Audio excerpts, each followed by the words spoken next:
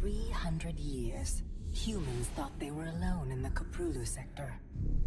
They were wrong. The Zerg emerged, seeking to consume all in their path, and before long, the Protoss, a highly advanced alien race, began wiping out infested worlds, burning Zerg and Terran alike. A three-way war, unlike anything humanity had ever faced, erupted almost overnight. All the while, a human civil war raged.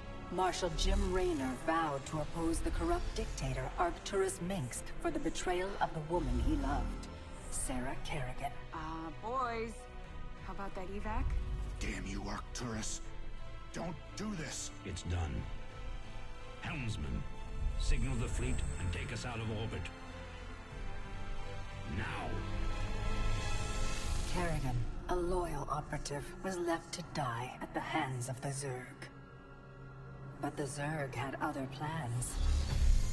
They transformed her and unleashed her psionic power upon the Koprulu sector, searching for their real objective, the Protoss homeworld of Ire. The Protoss were unaware of this danger and slow to respond. Their rulers, the Conclave, had dispatched Executor Artanis to hunt for Tassadar, a commander who had refused to wipe out infested Terran worlds. They crossed paths with a Dark Templar mystic, whose kind was considered heretics by the Conclave. Through great effort, Zeratul convinced Tassadar and Artanis that he was not their enemy. Together they rallied more Protoss from both factions against the Zerg. Despite the Conclave's fury, they achieved significant victories against the Swarm. But when Zeratul struck down one of the Overmind's Cerebrits, his own mind was left vulnerable. From his thoughts, the Overmind gleaned Ire's true location, and the Swarm descended upon the Protoss homeworld with all their might and fury. It was Tassadar who kept the Templar from extinction that day. Using the power of both the Templar and the Dark Templar, he sacrificed himself to kill the Overmind. Ire was lost, but Artanis led the survivors to the Dark Templar's homeworld of Shakuras. Old prejudices were set aside. The Templar were now in the Dark Templar's debt. Without the Overmind, the Swarm fractured.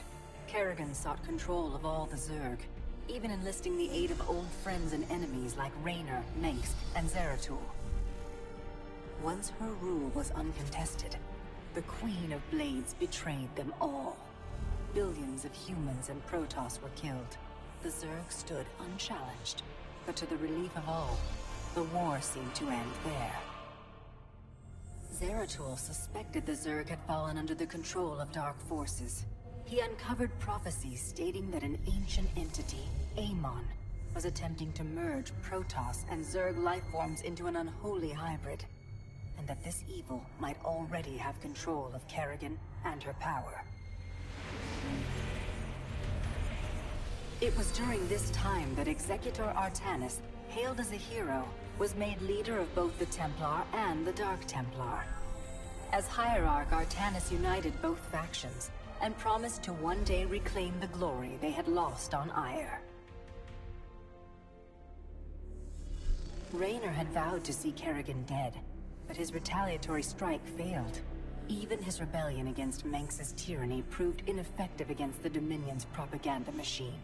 But with the arrival of old friends and mysterious new allies, Raynor revived his campaign against the Dominion, scoring major victories on multiple fronts.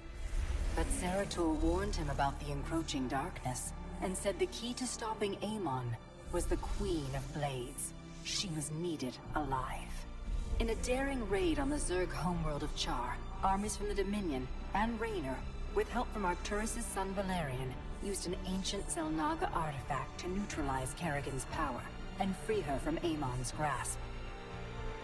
The Queen of Blades was helpless. The Dominion wanted her dead. Raynor couldn't allow it.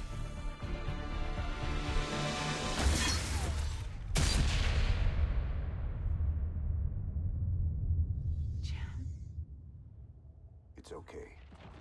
I got you. Valerian Mengsk offered them sanctuary, but his father could not let this opportunity pass. During the raid, Kerrigan and Raynor were separated. Kerrigan escaped, while Raynor... He was briefly interrogated and summarily executed.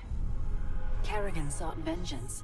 She set out to reclaim her position as Queen of Blades. With Zeratul's guidance, Kerrigan gathered the Zerg broods and ruled the swarm once again. Only this time, free. The killing will never stop. Until Minsk is dead. Kerrigan began dismantling the Dominion's military, one mission at a time. To her surprise, she learned that Raynor was still alive. She chartered a course to Korhal, Minsk's stronghold.